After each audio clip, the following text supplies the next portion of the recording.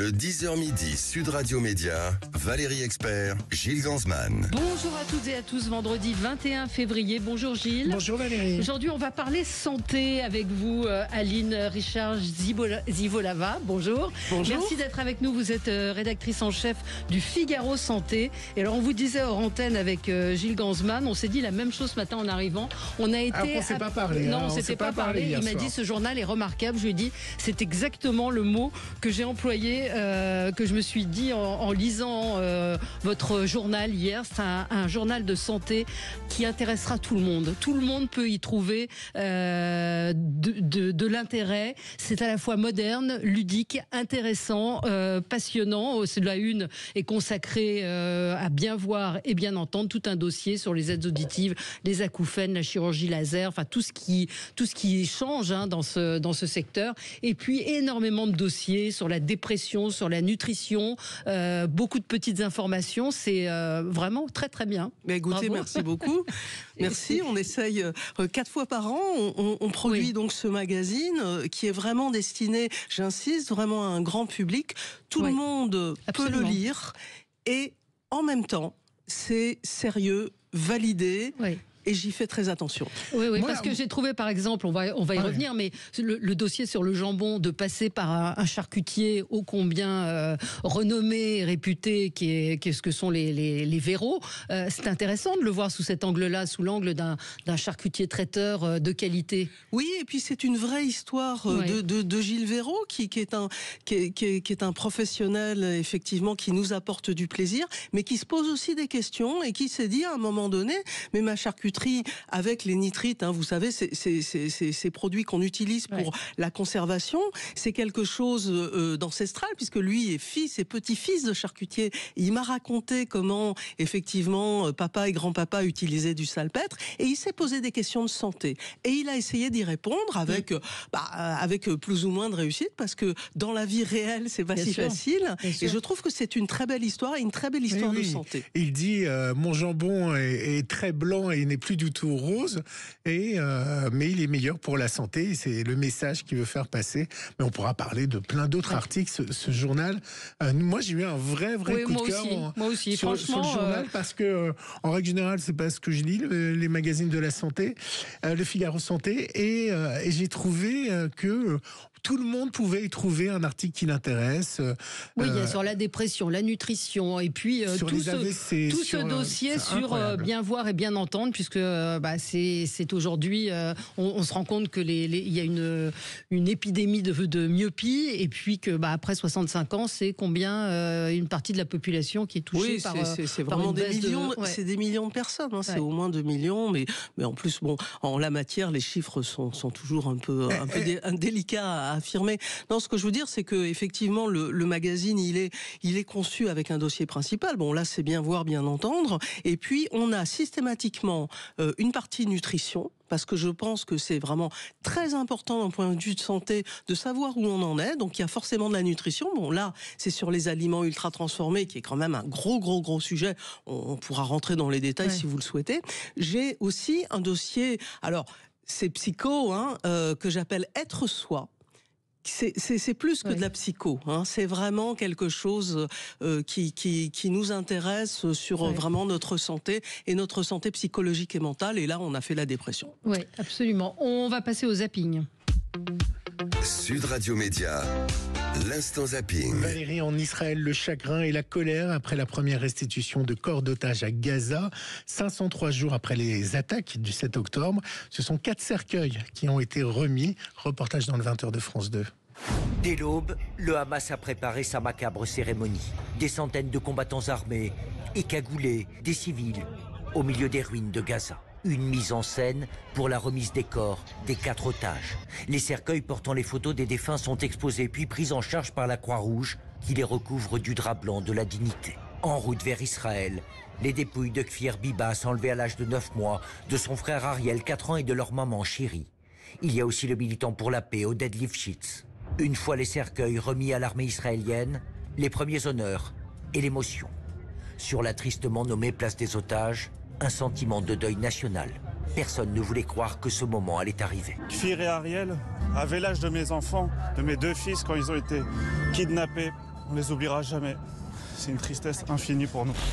Évidemment, entre-temps, entre le 20h, on a découvert qu'il y avait un corps qui ne correspondait pas. Celui de la mère de Chéri Bibas qui n'est pas dans le cercueil. Le cercueil. L'horreur continue.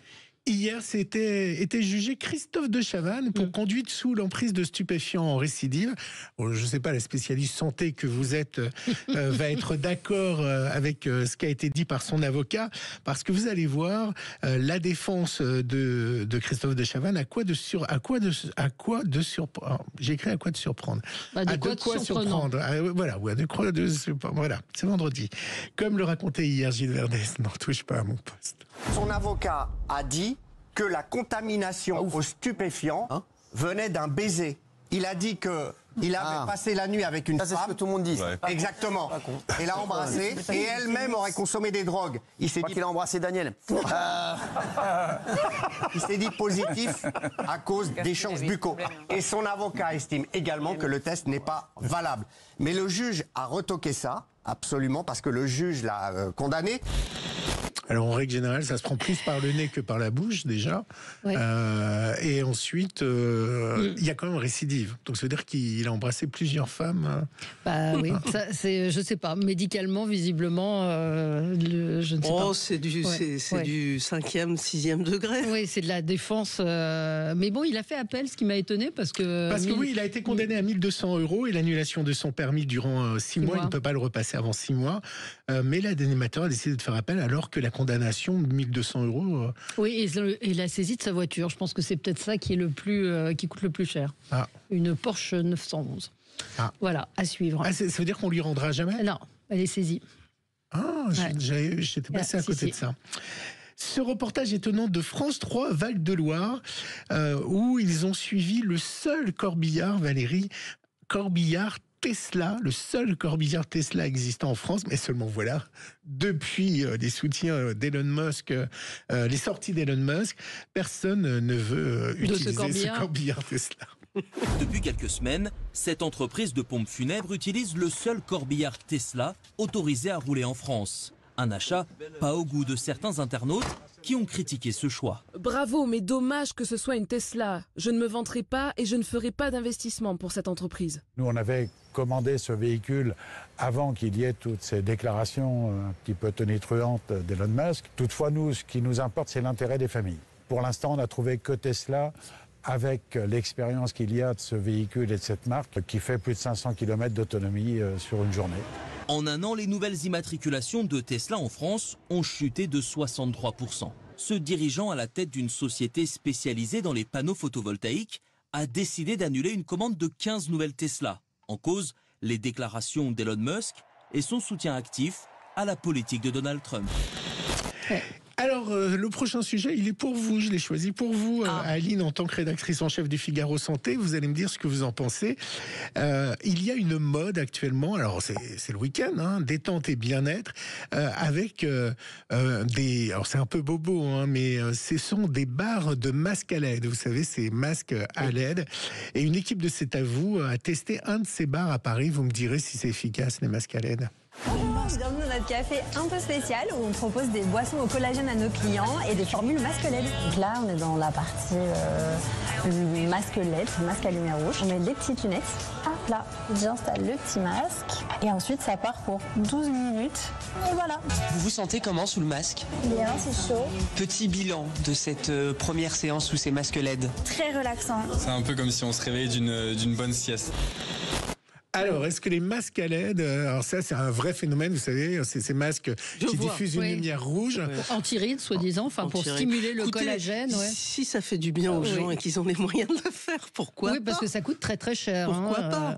Bon, après, je pense qu'il n'y a pas de... Si vous voulez, il n'y a aucune preuve d'efficacité de ce genre de choses. Alors, ce qui m'a fait sourire aussi, c'est la boisson au collagène. Ah oui, alors ça c'est quand même... Ça, on peut le dire. Le collagène que vous l'ingérer en buvant, il n'y a aucune chance, malheureusement. Parce qu'il ne va pas se fixer, c'est ça? Oui, enfin, il ne peut pas passer dans les tissus. Vous voyez ce que je veux dire? C'est-à-dire que vous buvez du collagène, bon, après vous allez aux toilettes, vous voyez ce que je veux dire? Donc bon, mais encore une fois, je crois qu'il faut être bienveillant. Ça fait pas de mal non plus. Vous diriez, ça fait pas de mal. Il y a des choses qui font du mal, mais ça non. Alors? Oui, c'est ce qu'il faut dire. Mais les gens vont mal, non? On a un peu ce sentiment-là aujourd'hui. On a besoin on a besoin de doudou, si vous voulez. On a besoin de se rassurer. On a besoin de se faire du bien. Et je trouve que bon, on n'est pas là pour discuter vraiment sur la philosophie de la vie, mais si vous voulez, c'est quelque chose qui est important, qui ne doit pas être nié, négligé. Il y a des gens qui sont un peu scientistes, vous voyez ce que je veux dire, qui disent oui, c'est scandaleux.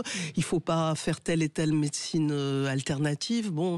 Moi, j'ai tendance à dire que nous sommes tous responsables de nous-mêmes et du choix qu'on fait. Si on a envie de croire à quelque chose, pourquoi pas? Mais tant que c'est pas nocif. Il y avait le Parisien qui a fait un dossier hier sur les aphrodisiaques. Là, pour le coup, ce sont des produits là, c'est dangereux pour la santé. Très dangereux. Certaines médecines dites alternatives sont dangereuses parce que vous pouvez aussi avoir des phénomènes d'emprise psychologique qui sont pas bonnes pour des gens qui sont un peu fragiles.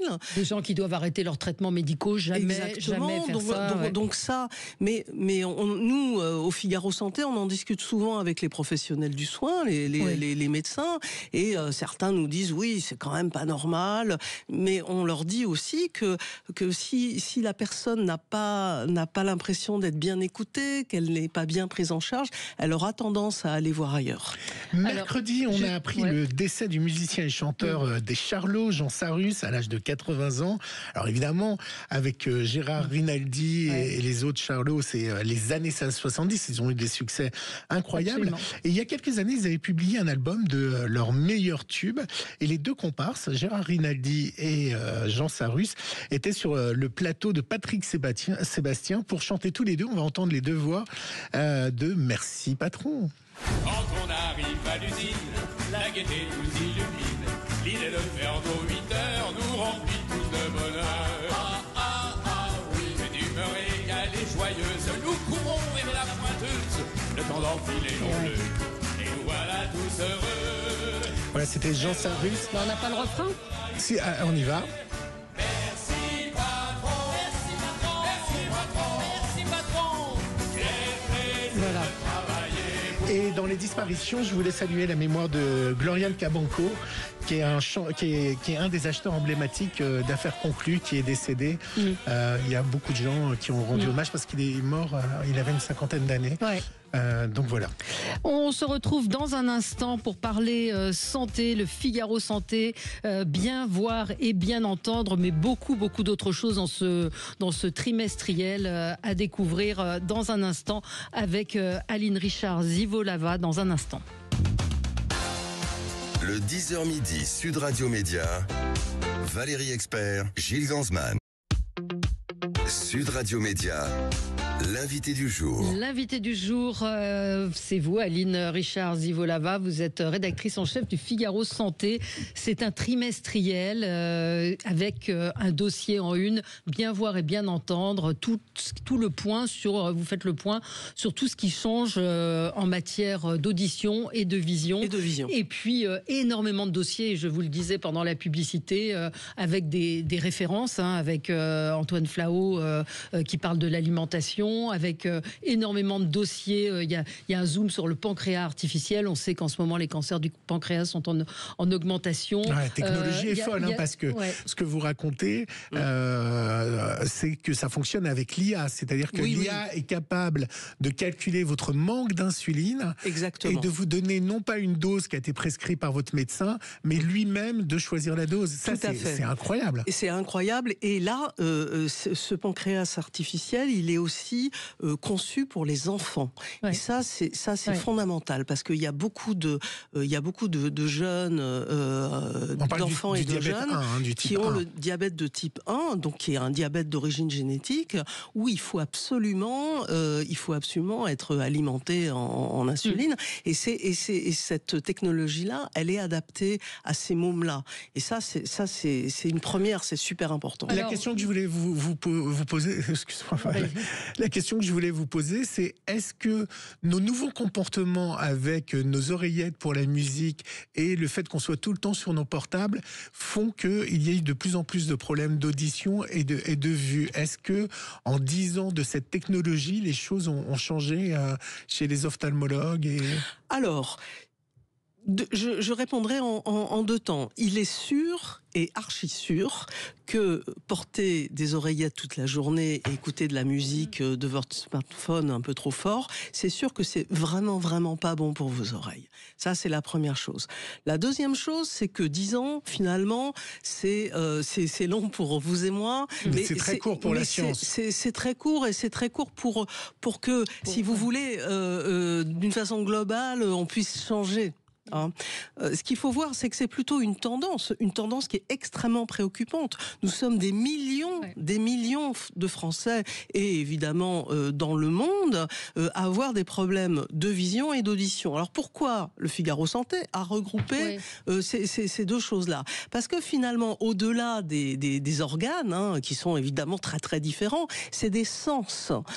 C'est des pathologies qui sont sensorielles. Et les pathologies sensorielles, c'est notre rapport au monde. Donc on a voulu faire ce dossier pour effectivement alerter, pour donner des conseils, parce que nous on est très pratique. On donne des conseils. On a fait un papier sur les aides auditives. Vous connaissez tous, on connaît tous plein de gens qui sont appareillés. C'est une bonne chose. Encore faut-il le faire correctement. C'est pas évident. C'est le prothésiste qui est important. Voilà, c'est ce que vous dites dans l'article. C'est ce qu'on raconte. En fait, c'est pas le dispositif en lui-même. Vous allez choisir quelque chose de plus ou moins cher. En fait, c'est pas ça l'important. L'important, c'est trouver la bonne personne qui va vous écouter dans tous les sens du terme. Et faire le bon réglage. Et discuter avec vous, parce que, en fait, ce qu'il faut comprendre, c'est que on dit c'est nos oreilles. C'est pas nos oreilles, c'est notre cerveau. C'est notre cerveau qui agit. Donc c'est une action sur le cerveau. Et là, il faut vraiment être dans le bon réglage, en confiance, en disant voilà, par exemple, moi j'ai une maman qui est très âgée, alors elle est appareillée, mais elle a de l'arthrose aux mains. C'est très concret, elle a de l'arthrose aux mains. Donc pour régler l'appareil, je vous dis pas. Voilà, c'est ça qu'il faut. C'est ça qu'il faut voir. Et puis expliquer ce que moi j'ai découvert dans l'article, c'est qu'une aide auditive,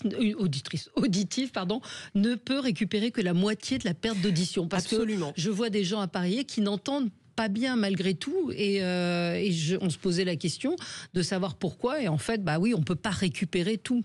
Alors, il faut savoir quelque chose de terrible pour nous autres. On perd l'audition avec l'âge. C'est inéluctable. Alors, sans rentrer trop dans les détails biologiques, il faut savoir que vous avez, par exemple, des cellules pour voir, dans la cornée, etc., qui sont en nombre assez important. Bon, vous avez des cellules pour entendre, dans l'oreille interne, etc., etc.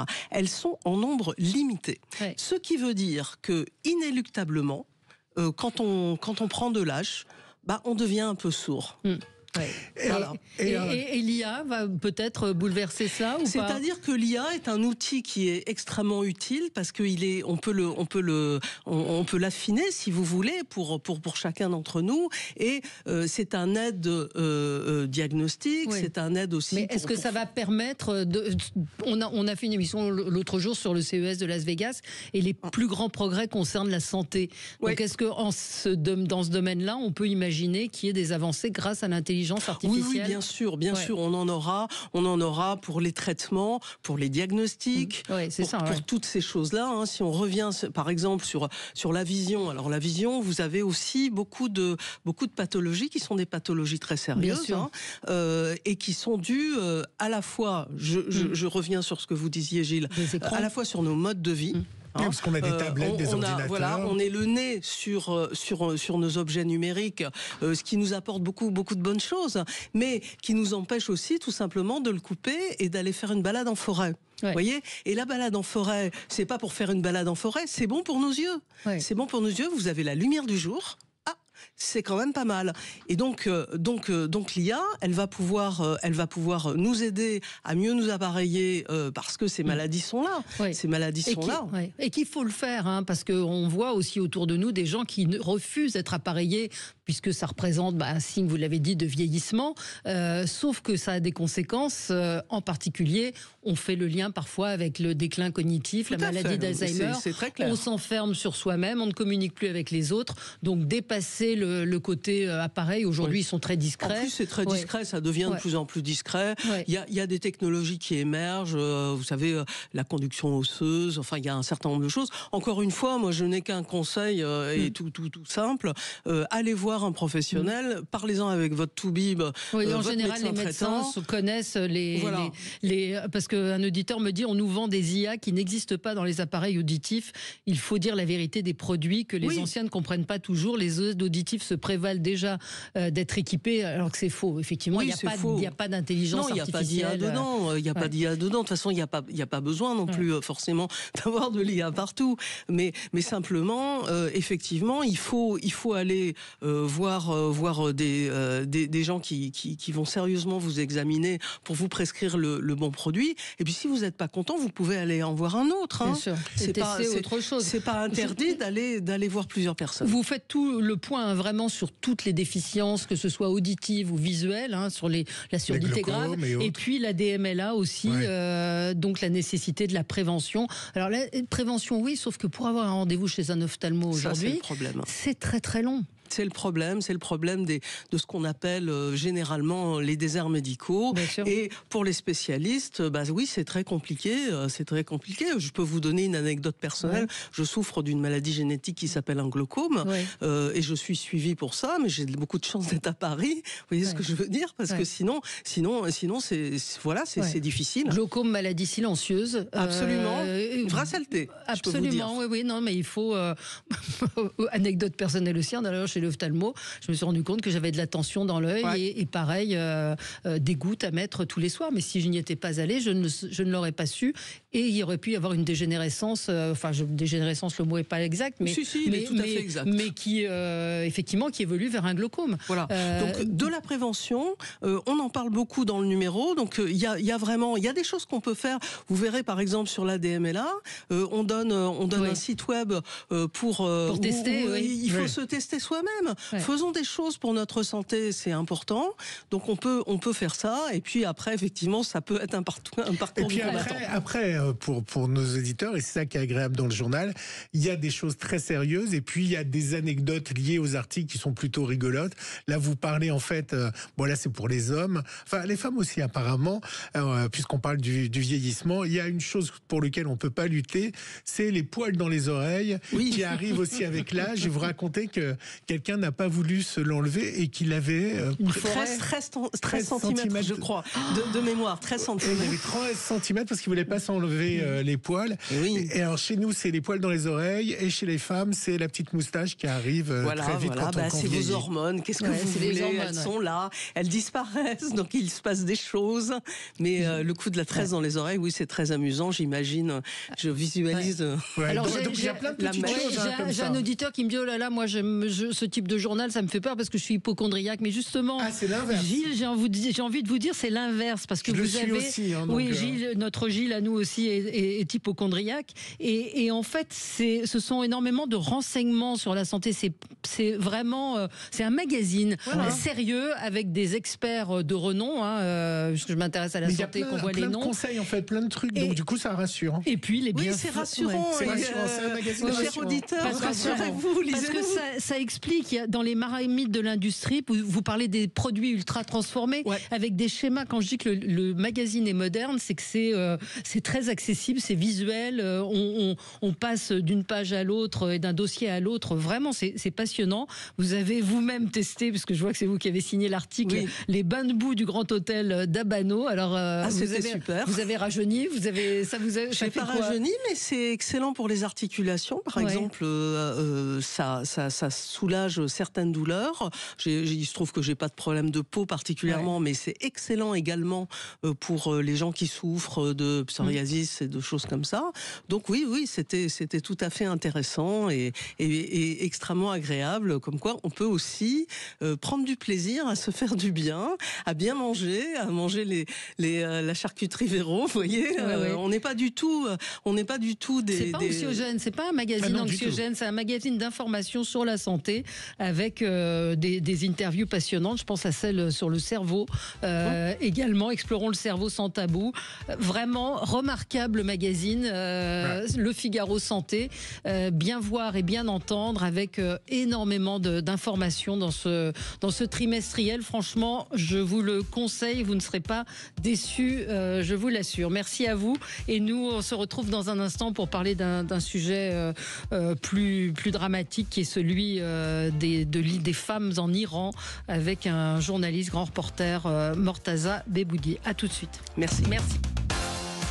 Le 10h midi, Sud Radio Média, Valérie Expert, Gilles Gansman. Sud Radio. Le supplément média. Le supplément média avec Mortaza Beboudi. Bonjour, vous êtes grand reporter, vous êtes grand reporter franco-afghan, vous êtes né en Afghanistan, vous avez été accueilli en France en 2015, c'est ça, vous êtes réfugié en France, et vous publiez aux éditions du Rocher un livre puissant, un livre important, un livre, j'ai envie de dire, d'espoir malgré tout, parce que vous mettez un coup de projecteur sur ces femmes iraniennes. Vous êtes allé en Iran et le livre s'appelle Femme, vie, liberté, qui est un livre qui raconte un petit peu cette révolte des femmes iraniennes, un reporter infiltré au cœur de la révolte iranienne. C'est aux éditions du Rocher.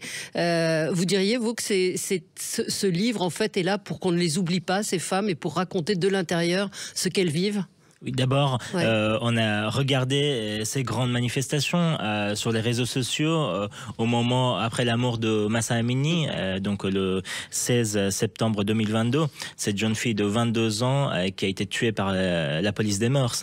Donc moi, j'ai voulu donner la parole à ces activistes de l'ombre qui travaillent, qui sont derrière ces affiches de la résistance, parler de ces cliniques clandestines, parler aussi comment ça s'organise, ces manifestations depuis les facs, depuis les cafés clandestins.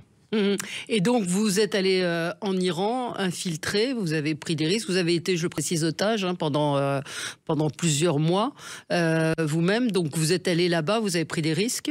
Oui. Comment ça s'est passé, l'infiltration, justement? Donc, d'abord, il faut connaître les codes. Quand même, en France, on a des codes dans le sud. Il faut connaître le pastaga, la moresque. Donc, à Téhéran, il faut connaître aussi comment porter une chemise. Moi, j'ai acheté une chemise à Barbès pour aller me déguiser comme les gardiens. Voilà. Et une fois arrivé à Téhéran, donc voilà, une chemise collée jusqu'au bout, un peu le faciès qui va bien. C'est ça, oui, avec un petit Coran dans ma poche, et aussi donc aller voir comment saluer la police des mœurs, comment saluer les gardiens de la Révolution. Et donc parce qu'en fait c'est un pays où les gens toujours réclament une sécularisation du pays, c'est-à-dire demandent que ne soit pas en fait la religion ne soit pas un instrument de contrôle, mais plutôt un choix.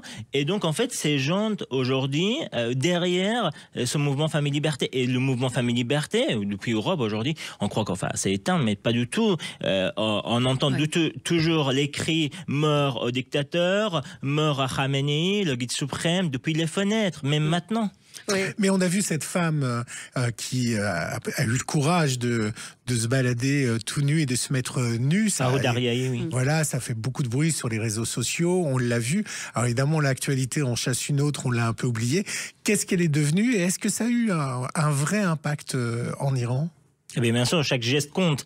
Aujourd'hui, après voilà cet acte courageux de Aoud Ariahi qui s'est dévêtu en plein campus à l'université de Azad islamique dans le nord de Téhéran, elle est aujourd'hui dans un hôpital psychiatrique. Elle attend toujours, notamment sa famille surveillée par les gardiens de la révolution, et donc attendent peut-être son jugement, mais en fait son acte aujourd'hui a fait beaucoup de bruit, notamment ici, même en Iran. Depuis quelques jours encore, depuis une semaine, il y a d'autres manifestations à l'université de Téhéran après la mort de un jeune qui a été poignardé en rentrant au dortoir de l'université de Téhéran. Donc il y a des dizaines de gens encore manifestent. Ouais. Vous avez été emprisonné. En ce moment, il y a un procès sur les journalistes qui ont été eux aussi en captivité. Comment on vit ce moment et comment ils ont réussi à vous capturer? Bon, d'abord, pour quelle raison j'étais accusé d'espionnage pour le compte des services français. Donc c'est classique dans ces pays où on est accusé d'espionnage alors qu'on veut parler de la réalité du pays, parler des femmes afghanes. Donc une fois parler des femmes afghanes, on a beaucoup de journalistes qui sont arrêtés. Tout est censuré aujourd'hui en Afghanistan notamment, ou en Iran, et beaucoup de journalistes ont été arrêtés, accusés, voire aussi exécutés. Moi, quand j'étais arrêté 3 semaines après mon retour en Iran, en Afghanistan, à Kaboul, quand je faisais un reportage sur la situation des filles afghanes, où ils voulaient étudier encore, réclamer le droit à l'éducation à l'université de Kaboul. Devant l'université, j'étais arrêté. On m'a accusé d'espionnage, on m'a emmené au bureau au renseignement des talibans, géré par le groupe Haqqani, l'ombre d'Al-Qaïda. Et donc, dans ces prisons de renseignement, on voit pas le ciel pendant des mois, torturé tous les jours. On m'a arraché des dents, on m'a donné des chocs électriques. Donc, moi, je peux vous citer trentaine de techniques de torture appliquées par ces renseignements, ces talibans. Et donc, en fait, ils sont capables de tout. Et donc, une fois, ils ont vu qu'il y a une pression médiatique, il y a une mobilisation en France par les quinzaines de rédactions nationales. Et donc, moi, j'imaginais pas rester vivant. Ils voulaient me tuer, d'abord, parce qu'en fait, je fais partie. Il y a 3 crimes.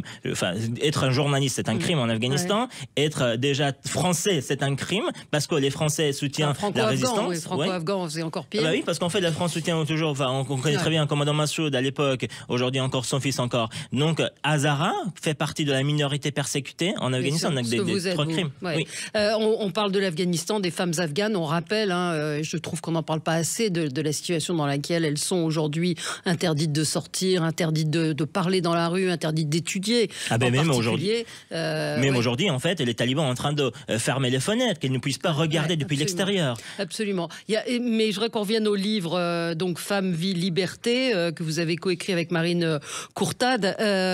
Ces femmes, en fait, comment est-ce qu'on peut comprendre cette volonté de murer les femmes presque vivantes? C'est le cas en Afghanistan, mais en Iran aussi, d'imposer le voile. Qu'est-ce que ça veut dire? Déjà, en fait, un pays où dirigé par les gardiens, par le Conseil des gardiens, c'est-à-dire en fait ce Conseil des gardiens en Iran, au Shura et Negahban en persan. Donc ce Conseil des gardiens composé de 12 membres, 6 religions et 6 d'autres personnes. Donc en fait, c'est surveillé, ils mettent la main partout.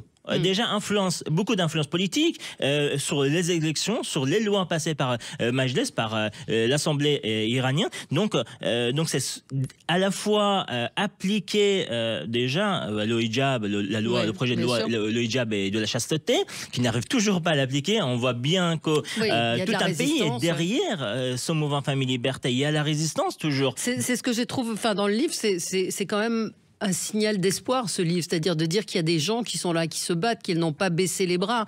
Les témoignages sont très forts de ces femmes que vous avez interrogées. C'est plus qu'un espoir pour moi. Et aujourd'hui, ils se battent, ils ne demandent pas seulement un changement, ils le construisent. Je voyais même toujours aujourd'hui, ils ont peur. Ils ont peur, le régime de ces jeunes. Des milliers de jeunes ont été arrêtés, torturés, voire exécutés dans les prisons après la mort de Mahsa Amini. Mais ils continuent encore. Ils veulent rester en Iran. Ils veulent pas partir. Ils veulent voir leur pays libre. Et donc, cette jeunesse iranienne, aujourd'hui, à Téhéran, partout. Et donc, en fait, il y a une désobéissance civile massive en Iran, partout. Pas seulement dans les grandes villes. Est-ce que vous pensez que ce qui s'est passé en Syrie peut leur donner un espoir? On a l'impression que la Syrie est en train de changer. C'était un modèle un peu... Déjà, en fait, les gardiens de la révolution a perdu un allié. Oui. Bon, enfin, on ne peut pas dire que le régime syrien qui est en train de se mettre en place, non plus, bien sûr, hier, soit un grand symbole d'espoir. Ils sont peut-être même pires de ce qu'on est en train de voir que Bachar al-Assad. Hein. Comme on a vu avec les talibans. Les premières semaines, tout va bien. Les talibans disaient, bon, même la France disait, on espère un gouvernement inclusif. Ils ont changé. Mais on voit aujourd'hui, très bien. Donc, déjà, l'Iran a perdu un allié, la Syrie. Donc, l'espoir de la jeunesse iranienne, bien sûr, de plus en plus vivace après ça. Et donc, espère bien la chute du régime iranien. Et à côté, on voit bien les Iraniens en train de serrer les mains avec Donald Trump, en train de serrer les mains avec les talibans, allaient avoir d'autres alliés, sécuriser leur territoire dans la région. Ouais. Être journaliste dans ces pays-là, vous le disiez, c'est quasiment impossible. Il faut vraiment faire tout en infiltration, comme vous le disiez. Donc en Iran, vous l'avez dit, vous habillez comme les Iraniens, mais on n'a jamais questionné votre présence sur place. Vous n'avez pas été démasqué en quelque sorte? Bon, je vais pas raconter tout le livre, mais à la fin, oui. J'ai eu des problèmes aussi. On m'a balancé au gardien de la révolution. Mais c'est important de raconter votre courage aussi, ce qu'on perçoit dans le livre. En fait, le risque, c'était la peine de mort. Ouais. Être arrêté, infiltré en Iran en tant que journaliste, c'était de la peine de mort. Donc, on m'a balancé. Heureusement, je me suis échappé des gardiens de la révolution. Vous allez lire dans le bouquin. Oui, il faut le lire dans le livre.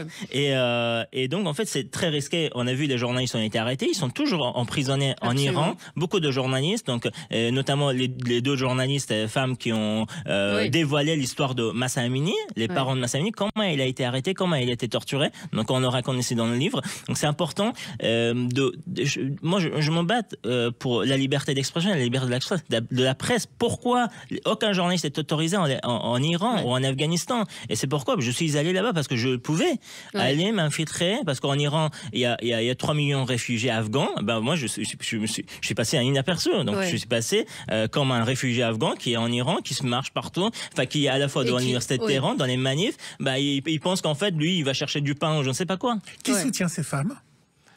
Qui soutient ces femmes? Je parle dans les pays, dans les... Oui, donc en fait, malgré, par exemple, ces jeunes, ces femmes ont aussi les parents conservateurs, proches, parfois même proches des gardiens de la révolution. Mais je voyais qu'en fait, il y a aussi le soutien des mères, malgré que le père est proche des gardiens de la révolution, qui est aussi un ayatollah, un mollah. Le père est un mollah. Et la mère soutient toujours sa fille qui ne souhaite pas porter le foulard. Et donc on voit ce soutien est précieux.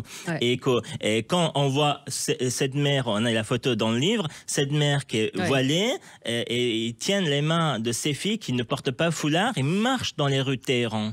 Ouais, c'est très, encore une fois, c'est très très fort. Les témoignages sont forts. Ce que vous racontez est important et vous contribuez, vous, à faire connaître le sort de ces femmes et surtout à montrer qu'il y a un espoir, encore une fois, qu'il y a des activistes, qu'il y a des gens qui se battent aujourd'hui pour que les choses changent. Donc, c'est notre devoir en tant que journaliste d'aller où personne n'y va, d'aller creuser, enquêter et donner la parole à ceux qui ne l'ont pas. Ouais. Merci beaucoup d'avoir été avec nous ce matin, Mortaza Beboudi. Vous avez publié ce livre très important que j'encourage tout le monde à lire parce qu'on voit comment s'organise cette résistance au sein des femmes iraniennes.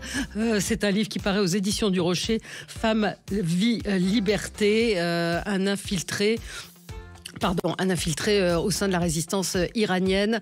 Merci d'avoir été avec nous ce matin et puis bonne route pour la suite. Merci à vous. Merci.